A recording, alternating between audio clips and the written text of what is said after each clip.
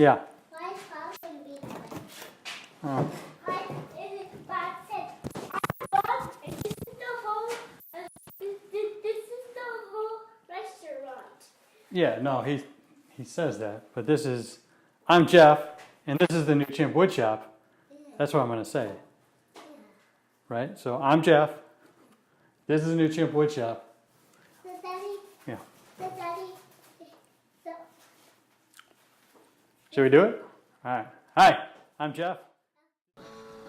So to get started, I had to work on the framing, obviously. The interior two walls of the basement were previously framed when the house was built, but all the exterior walls for the basement were bare. So I had to frame out the two interior walls. Started out by sealing the crack along the perimeter, and then got to work on the base plate and the top plate. I did a little different. Instead of building the frame on the floor and then lifting it in place, I did what I believe is called stick by stick. At least that's what I've heard it called before. The reason I did this mainly was because the basement floor isn't exactly level all the way across. So the 2x4s wound up being different. I could have just shimmed one side, I guess, but this way seemed like a easier way. I'm not really sure if it was or not, but it worked out in the end. What you see also there in the back is the main waste pipe. Because of this, I had to do some bump out around. I could have just done a straight wall across, but since it's a 11 by 19 shop, even the few extra square feet that I gained from doing this was really worth it.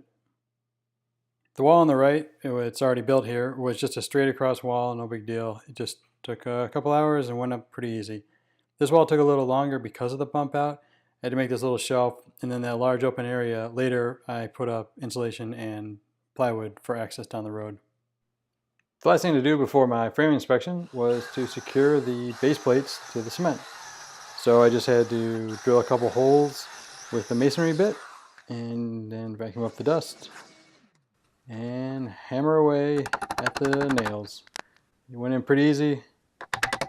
The framing inspection went off really smoothly. The guy was kind of funny that it was just such a small job, but everything passed nicely. So next was moving on to electrical.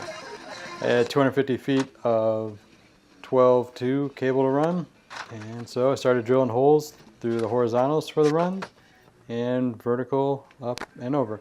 Some of them go up and kind of straight up and over and down, and then there's a couple that run across the room for the far away. Here I am having a little trouble getting the inserts for the sub panel. The other ones went off, but of course the one I was recording was a mess. But I got those in. But with those in, I was able to run the cable straight from the box. And then using these little cable nails to secure them. Try to make everything as neat as possible. All those black and white wires are actually extension cords, they're not cable, that's why it's a mess. But try to make it nice and neat. So here, even though it was way early, I was pretty excited to plug in the table saw, which is 240. So the only way to do that was I had to wire up the actual 240 outlet, since it's the only one I have in the house. So I kind of took the opportunity just to make sure this was all set up and got it wired up, and then plugged in the table saw, ran it a few times, and promptly didn't use it again for 3 months. The rough electrical went off without a hitch. The inspectors are really nice in this county, so we wound up just chatting for a few minutes anyways. So the next step was moving on to insulation. This was by far the easiest part of the job. I just had to push in the insulation. It's craft paper on the inside of the room to keep moisture in. And there's a gap between the wall and the insulation on the inside, so I didn't need any kind of protective film there. And then fill in the bottoms, since the insulation is a little shorter than the room is tall. And then fill it in over by the stairs. I only had to cover where I was potentially going to seal up the wall when I have access down the road where I had to add heating or anything. One of the main goals for the shop was to make it as soundproof as possible without spending thousands of extra dollars on crazy soundproofing. One of the products that seemed to provide a good cost sound dampening benefit was stuff called Resilient Channel. The way it works is you run these aluminum rails, which you can see me doing, perpendicular to the ceiling joists. They just screw right in. You just have to screw into the holes that are provided. You can see me real quick in this time lapse. I put a spacer block between them to get them, I think there were 16 inches between each other. So when you attach the drywall, you attach the drywall to the rails, obviously, and since they aren't connected directly to the ceiling joist, the sound has to travel through them and it gets dissipated. With the resilient channel in place, next up was putting the drywall on the ceiling and attaching it to the resilient channel. I rented a drywall lift from Home Depot because there was no way I was going to be able to lift these 4x8 sheets over my head. Despite the fact that they say they're lightweight, I don't know what a heavyweight one is, but they're still heavy. They were a little trickier to put up than I thought, not because so much it was on the ceiling, but having this been the first time I've done it, I didn't really have a good game plan on lining up where to screw in. It's easy at the end where you can see the channel, but by the end I kind of worked out a system and put in a ton of screws. Overall, the ceiling install was pretty easy. Drilling into the metal resilient channel, because you don't drill into pre-drilled holes, you just drill straight through it, was a little harder than drilling into wood, but not too bad. Here I moved on to the walls, which was nice because gravity wasn't fighting me the whole time. It was more working with me. I used a 2x4 just on the floor to space them off so that the drywall wasn't sitting on the ground. To mark out the holes for the electrical outlets, I found this cool product, I think on Amazon when I was screwing around. I actually thought it was going to be one of those kind of garbage gimmicky products that wouldn't work, but it worked great. The way it works is you put this little magnet thing inside the electrical box, and when you put the drywall sheet over it, you put another magnet that's shaped out right for the size of the cutout on the other side, and it has really strong magnets so they sync up, and then you just draw a little pencil line around, cut the hole out, and you're done. Overall, drywalling wasn't too bad. It wasn't super fun, but it was nice to actually enclose the room. Here I am just putting in little pieces at the top to close it out.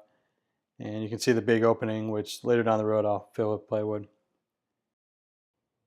It's funny, when I got the drywall all finally completed, I thought I was so close to being done. I was excited. I was like, oh yeah, it's be another week, because I was working in hour shifts here or there. On the weekends, my wife was nice enough to take care of the kids and give me a couple 7-8 hour blocks, but it just took me a long time. Mudding and taping is a perfect example of me not estimating the time properly for the job. The ceiling was a little trickier just because I'm trying to hang, look upside down almost. But by the end, I think I got a decent rhythm to it. It's not super pretty, but it got the job done. And here I am putting on the top coat. I got a bunch of advice from people who are saying, just go super thin and you do a couple of coats. And I really thought I was doing it thin. I had a lot of troubles at the corners where the ceiling and walls meet to, but I still thought I was putting it on thin, and I was not. Because shortly thereafter began my personal hell of drywall sanding. I built this little tunnel from the shop to the back door since my basement opens onto the backyard, and so I was trying to blow any dust that I was coming off out there, which actually worked okay. So here I am sanding and sanding and sanding. It started out okay, and I had this stick I got from Home Depot to sand the ceiling part, but my biggest problem was it was just too thick. Like, I would sand and sand and it was not coming off. It was coming off, but it wasn't getting any thinner. So I would sand and then move around and sand again and sand again. And I was wearing a respirator, but I swear it just soaks into your skin or something, because by the end I thought I was like hallucinating and the walls were closing in and it was awful. But eventually I finished up. And here I am with my little buddy cleaning up the shop. He was in there for a little bit, but I sent him out because even we were vacuuming, it just was too dusty, and so I wanted to get him out of there. Took a while to vacuum everything up. I don't have any video of it, but I went and on my hands and knees with a rag, mopped up the floor a couple times and wiped down the walls just to try to get all the dust off of everything. After the drywall was done, I had a drywall inspection, which the guy once again just came out, looked around and said, all right, looks good. So I can move on to getting ready for my final electrical and installing all the outlets in the shop. Each one of these boxes is a dedicated run because I thought it'd be fun to go way overboard on power in the shop. So I have dedicated runs. I think it's 12 circuits. And here's a switch that goes up to a box that's right on the ceiling that I have the lights for the shop plugged into. Now, like everything else, this was a big first leap, you could say, for me. I've wired outlets and things like that and comfortable around basic electricity, but I've never wired a whole breaker myself before. So I knew what I was doing, but I did get some pointers from people on Instagram who were saying, you know, you should just try to clean it up a little more, make it a little more professional. So I appreciated the advice, actually, and I did try to make it as nice as I could, but, you know, short runs, get the insulation out of the box, 90-degree angles. You know, I'm sure it's not perfect, but the inspector was happy. As part of the electrical code, and just for good sense anyways, each circuit has a GFCI outlet somewhere on the run to protect the circuit overall. To close up the big hole where the waste pipe is, and there's another little hole for another drain pipe, I used R30 rigid insulation to give it a little R value, and then 1/2-inch plywood. The track saw is great at cutting down plywood, but without any other tables in the room, it was a little tricky. I had to grab any random box that was in the room to support the outfeed. Anyways, I got it done, and they're both sealed up. The idea behind this was they're just screwed in, so if a pipe needs access at any point down the road, I can just unscrew it and get access to it. And the final step was putting up lights. I got these little single LED lights from Amazon. They're 4 feet long. My original plan was to go 2x2 down the room, kind of a more traditional style, but the connectors for them are really short, and any long connectors are like really expensive. So I came up with this double, not circle, but double perimeter pattern for the room, which I actually like a lot better. Looks pretty cool when it's finished. You can see that little dumb round light in the middle. It's because I had to put something there to pass the electrical inspection. That light's actually hooked up to the rest of the basement circuit. It's not part of the shop, but I'll replace it with something more fun down the road. I don't know, disco ball or some flashing light or something. So yeah, pretty happy with how everything turned out. I love the lights. The shop is super bright. It's great. So that's the shop video. I really appreciate everyone watching. The shop is about 11 by 19, so roughly a 1-car garage. But you know, I don't have any of the garage track or any of that stuff. So it's a small shop, but for me it's huge, especially coming from the Chicago garage shop.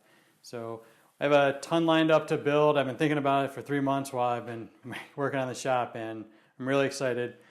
I did pretty much all the work by myself, and it was a big leap that I'm really excited about, except for sanding. That was awful, but everything else is great. And in case you're wondering, I am not painting the walls. I'm leaving them like this for now. I'll get to it some down the road. So thanks for watching. I post to Instagram every day, and I'll hope to make some more videos on YouTube. So thanks. Bye.